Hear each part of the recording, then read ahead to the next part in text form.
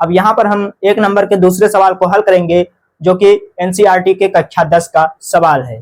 तो यहाँ पर अगर पुरानी बुक से पढ़ रहे हैं तो ये सवाल आपको प्रश्नावली 3.2 में देखने को मिलेंगे, और अगर आप नई बुक से पढ़ रहे हैं तो ये सवाल आपको 3.1 में देखने को मिलेंगे। तो चलिए अपने सवाल को हल करते हैं।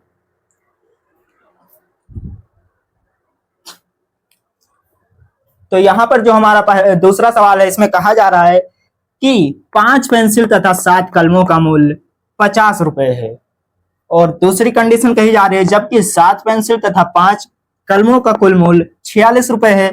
तो आपको बताना है एक पेंसिल का मूल्य और एक कलम का मूल्य, वो भी किस विधि से? आपको ग्राफीय विधि से हल करना है, और इसको समीकरण बना करके। तो चलिए इसमें पहले हम मान लेते हैं, क्योंकि गणित की पुरानी आदत है, अगर आप मनाएंगे नहीं तो गणित आपकी रूठ जाएगी और आपके सारे सवाल गलत हो जाएंगे। तो चलिए इसे मनाते हैं। तो मान लेंगे, पहले लिखेंगे हल।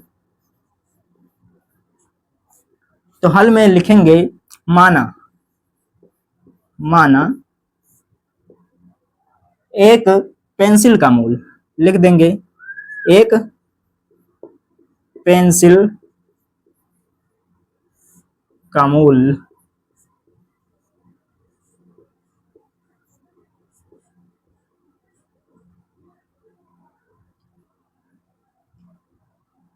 बराबर x रुपए, बराबर x, और एक कलम का मूल्य, एक कलम का मूल्य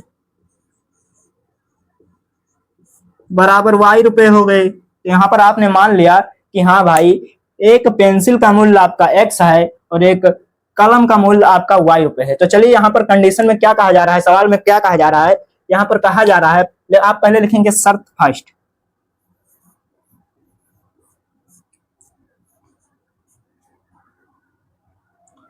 तो यहाँ पर शर्त फर्स्ट में कहा जा रहा है कि 5 पेंसिल तथा 7 कलमों का मूल्य 50 रुपए है। यानी कि अगर मान लीजिए आपके पास एक टॉफी आप 2 रुपए में ले रहे हैं, तो आप 4 टॉफी कितने रुपए में लेंगे? एक टॉफी 2 रुपए की है, अगर 4 में 2 से गुणा कर देंगे तो 4 टॉफी का मूल्य निकल आएगा सीधे 8 रुपए।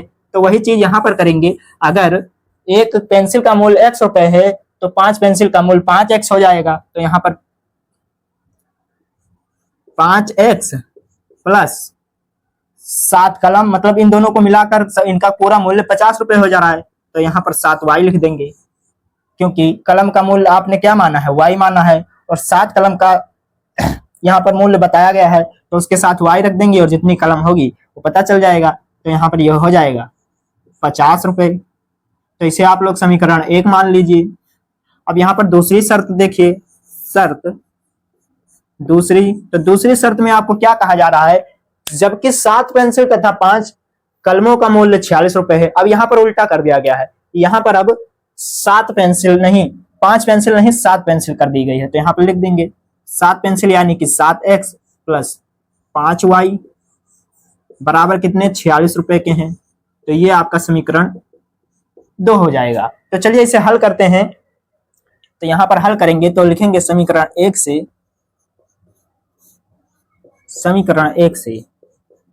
तो सबसे पहले आप लोग एक बॉक्स बनाएंगे जिसमें x और y का मान रखेंगे।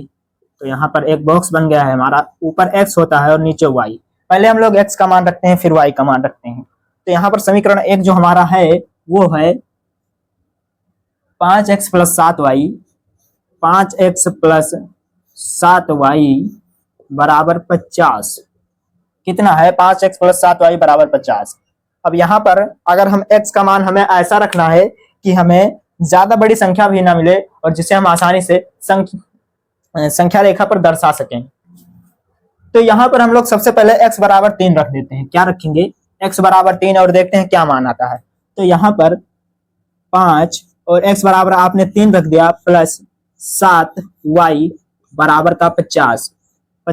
यहाँ पर 7 रख 21 हो जाएगा, इधर इसको उधर भेज दीजिए तो ये हो जाएगा 7y बराबर 50 माइनस 5 3 15 हो जाएगा, 5 3 15 हो जाएगा 15। अब इसमें से 15 घटा दीजिए तो 7y बराबर हो जाएगा 35, और यहाँ से 7 बचे 35 हो गया।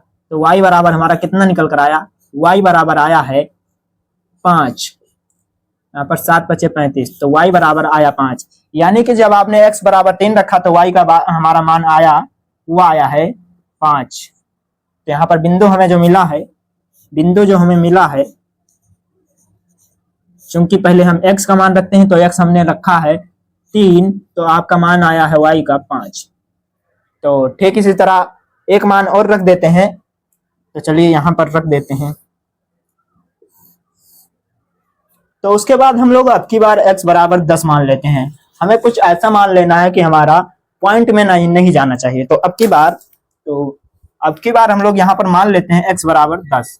जब 10 मानेंगे तो यहाँ पर हो जाएगा 5 गुणे x बराबर 10 माना है प्लस का 7y, ये बराबर में 50 के है, बराबर में 50। तो यहाँ पर 5 × 50 हो जाएगा और इसे उधर भेज देंगे तो 7y बराबर 50 माइनस 50, तो ये 0 हो जाएगा।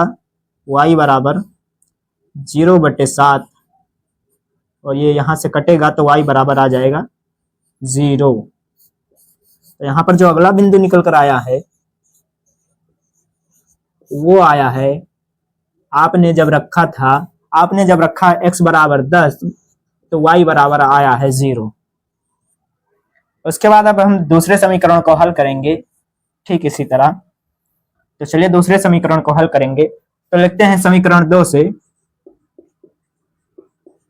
समीकरण 2 से यहाँ पर भी बॉक्स बनाएंगे एक, यहाँ पर भी एक बॉक्स बना लेते हैं।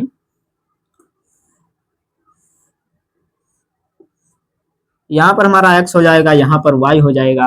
तो समीकरण 2 है हमारा 7x + 5y, 7x + 5y बराबर 46, इतना है। तो चलिए इसमें मानों को रखते हैं और हल करते हैं। तो अगर हम 7 बराबर कितना हो जाएगा, चलिए 3 रखते हैं, x बराबर 3 रखने पर तो 3 रख दीजिए। तो यहाँ पर हो जाएगा 7 × 3 + 5y बराबर 46 कब आया है, जब आपने x बराबर रखा है 3। तो ये 7 × 21 हो जाएगा और 21 को उधर भेज देंगे तो ये 5y बराबर जो 21 आया है इधर भेज देंगे तो 46 - 21, 21 - 46 ये बचेगा 25। तो 5y बराबर 25 हो जाएगा। तो 5 से कैंसिल हो जाएगा, y बराबर आपका आएगा 5। यानी कि जब आपने x बराबर 3 रखा तो y बराबर आया है 5। तो यहाँ पर बिंदु जो मिला है आपको, वो बिंदु आपको मिला है जब आपने x बराबर 3 रखा है तो y बराबर आपको 5 मिला है। याद रखिए कभी भी आपको बिंदु लिखना पड़े तो आप x का मान लिखेंगे पहले, उसके बाद y का मान लिखेंगे। तो फिर से एक मान रख देते हैं यहाँ पर। अब की बार अगर हम लोग y बराबर अगर 0 रख दें, 0 से काम नहीं चलेगा, y बराबर क्या रख दें,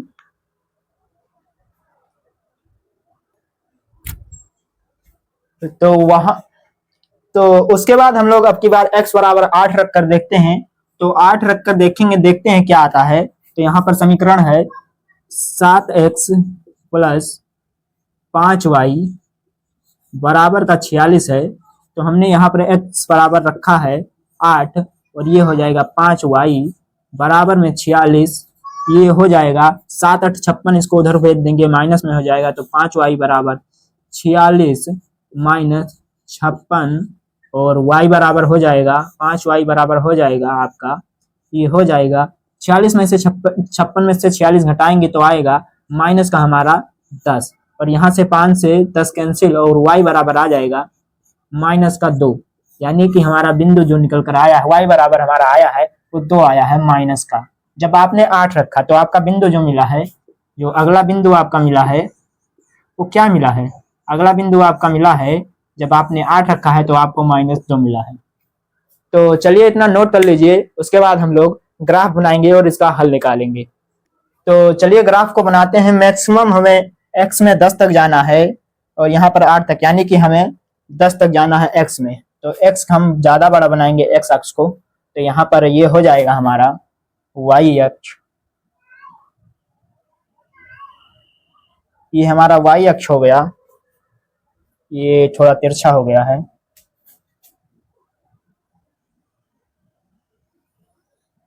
तो ये हमारा y अक्ष हो गया और ये हो जाएगा, ये x अक्ष हो जाएगा।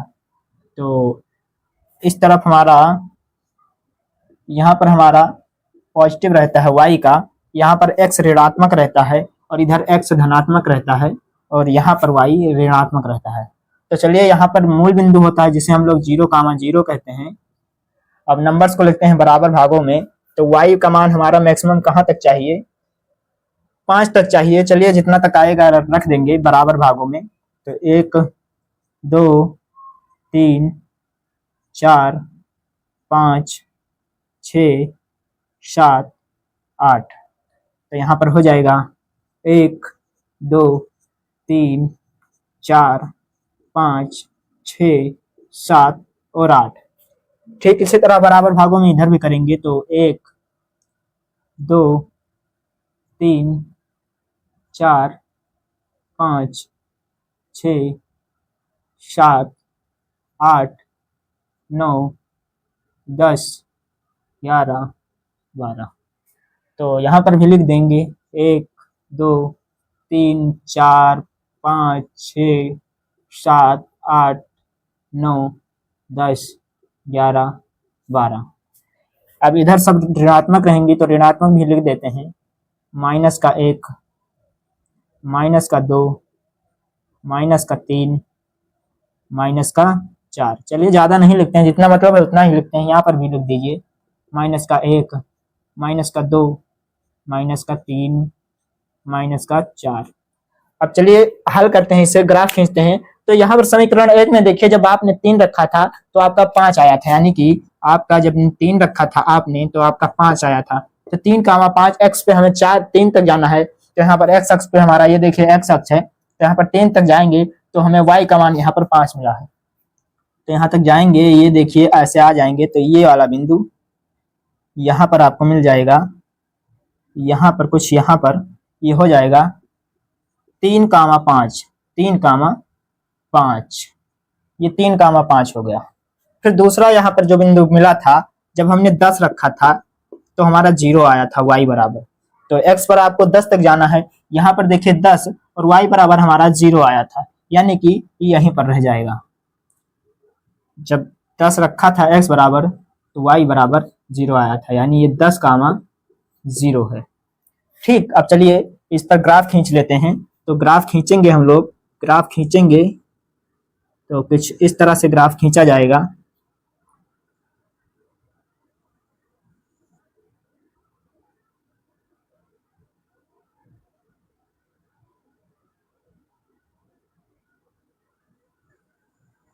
कुछ इस तरह से ये ग्राफ हो जाएगा। अब दूसरा वाला ग्राफ खींचते हैं। तो यहाँ पर जब हमने 3 लिया था, जब 3 लिया था x का मान, तो y का मान हमारा 5 आया था। तो चलिए इसे खींच लेते हैं। और ठीक उसी तरह जब हमने 8 लिया था तो y का मान -2 आया था। तो पहले हमने 3 लिया था, x पर 3 लिया था तो y का मान 5 आया था, यानी कि यहाँ पर जब 3 लिया तो 5 आया था। ठीक इसी तरह हो जाएगा, 3 लिया तो 5, यही वाला बिंदु हो जाएगा। ये दूसरे समीकरण का 3 लिया था तो 5 आया था। अब यहाँ पर जब हमने 8 लिया था तो -2 आया था। यहाँ पर हमने 8 लिया था तब माइनस का हमारा 2 आया था। ये देखिए -2 y अक्ष पर यहाँ पर है। तो जब 8 लिया था तो यहाँ पर माइनस का हमारा 2 आया था। कुछ यहाँ पर मान लीजिए ये क्या है, 8, -2। तो चलिए इस पर भी ग्राफ खींच लेते हैं। क्या करेंगे, इस पर भी ग्राफ खींच लेंगे।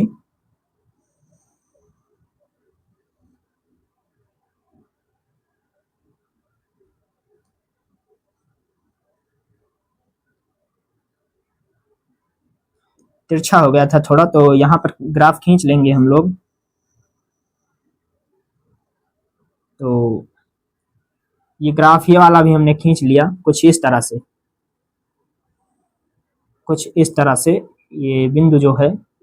अब आप लोगों को पता है कि ये जो ग्राफ जिस बिंदु पर काटते हैं वही हमारा आंसर हो जाता है। तो यहाँ पर ये 3, 5 पर काट रहे हैं, यानी कि पहले हमारा x है, x बराबर 3 है और बाद में y है, y बराबर 5 है।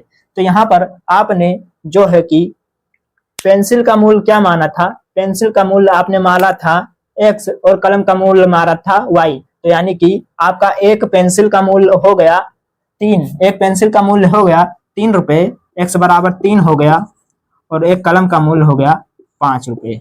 यही आपका आंसर है। तो इसे आप नोट कर लीजिए। उसके बाद चलते हैं अगले सवाल पर नेक्स्ट वीडियो में।